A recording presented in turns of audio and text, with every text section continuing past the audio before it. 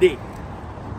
Rwanda Day y'uyu mwaka wa 2024 banyarwandakazi barahiriye imbere y'Imana yuko rwose iyi ngiyi ishobora kuba ari amateka.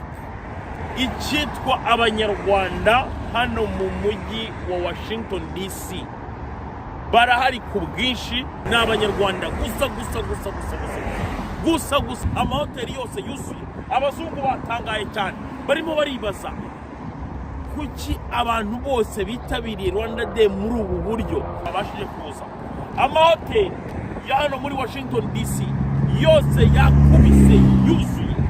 Nagubwiza ukuri, abazungu hano batunguwe, abashinzwe umutekano batunguwe no kubona abanyarwanda uburyo bitwaye hano, haba ku mahoteli, haba aho barimo barajya gusohokera, haba ahantu